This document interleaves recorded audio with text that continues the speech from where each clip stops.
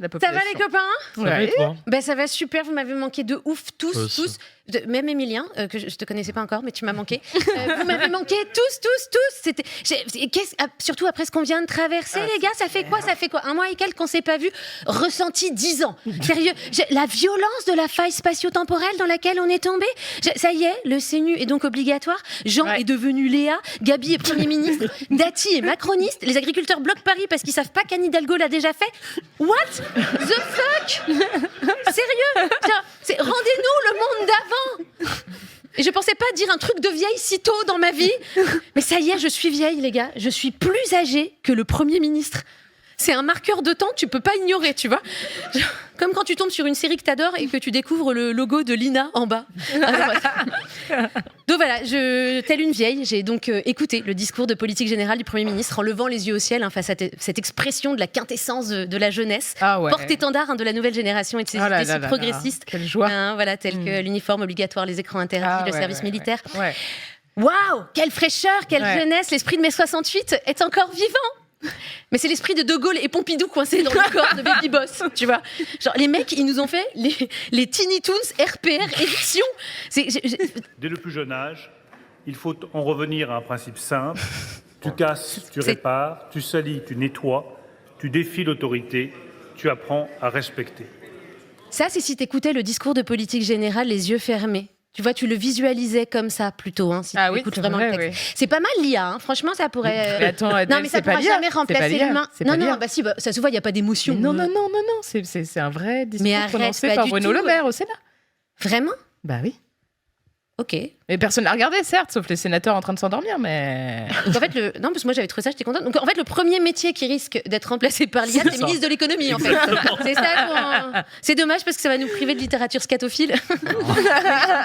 C'est un peu triste. Donc bon, bref. Et de jouer à la con, de fait.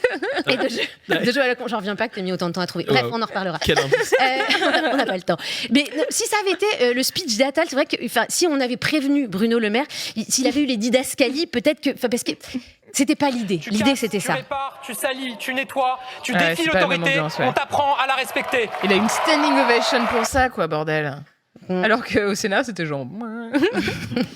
C'était pas dit de la même façon non plus. Ah bah non, mais ça, je me demande si l'objectif initial de notre petit Gabichou, c'était quand même pas plutôt ça.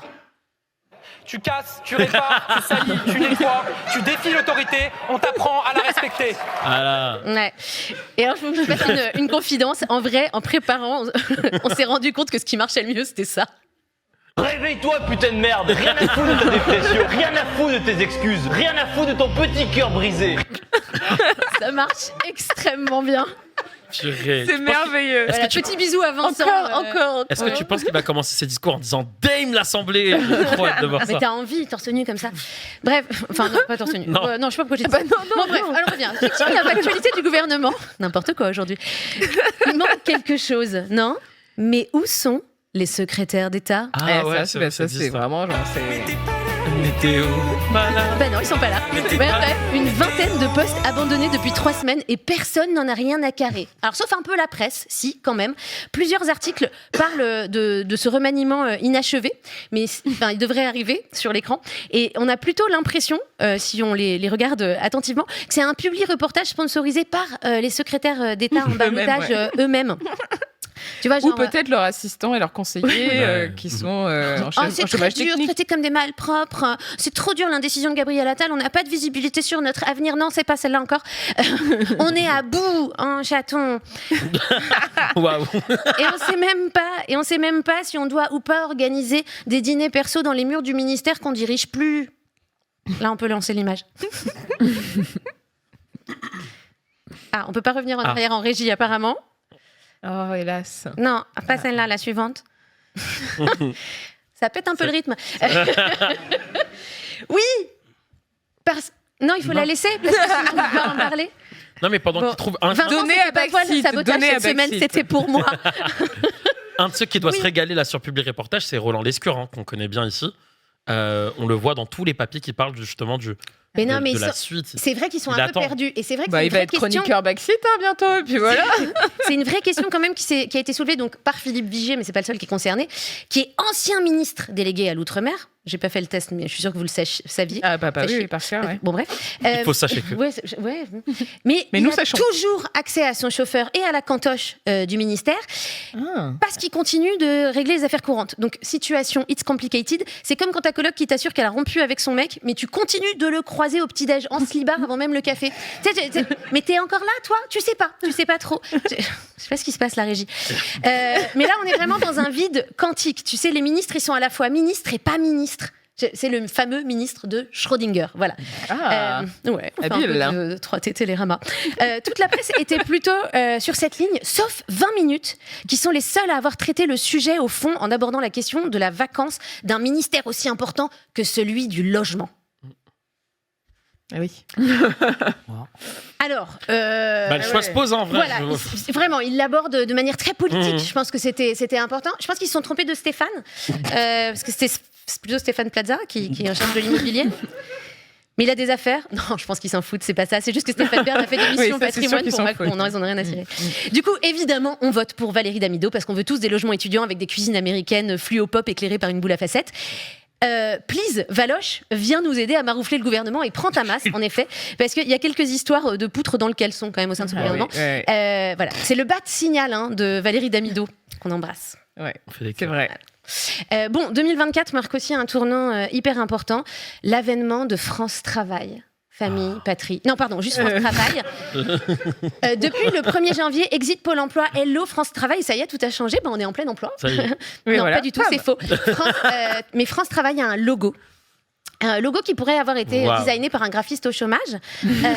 Mais non, c'est l'œuvre des salariés de Pôle emploi, figurez-vous. Mais ce qui est intéressant, c'est pas tant le logo, mais c'est la façon dont il a été choisi. Ils ont fait une shortlist et ils ont fait choisir le logo à un collège de salariés de Pôle emploi, mais aussi des représentants des chômeurs. Enfin, ils ont dit les usagers, parce que c'est le terme. Donc, les représentants des chômeurs ont voté. Ils ont demandé aux chômeurs de se prononcer sur le logo de France Travail. Ils leur ont pas demandé. C'était obligatoire, sinon ils ils leur ont pas se demandé faisaient le niquer leur montant alloc. ou- Non. Non, indemnisation, pardon. Ils leur ont pas demandé ni le montant ni la durée de l'indemnisation. Non, ils leur ont demandé de se prononcer sur le petit dessin qui représente leur somme. Tu vois, c'était ça le sujet. Tu préfères bleu, blanc, rouge ou multicolore pour l'entête de ton courrier de fin de droit? C'est pas très bon. Voilà. Pas terrible. Bon, on va pas pouvoir y échapper. On était obligé de faire un épisode Non. de Non. Oh. Los Republicanos. Ah, bah oui. Attention, on se coordonne avec la régie.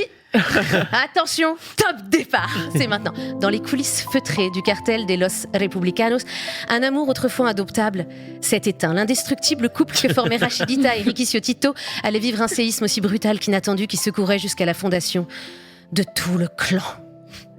En effet, Rachidita a quitté Ricky pour se jeter dans les bras d'El Macron et se hisser ainsi dans son tout premier cercle jusqu'à prendre la tête de son cabaret principal, le Macumba de Valois.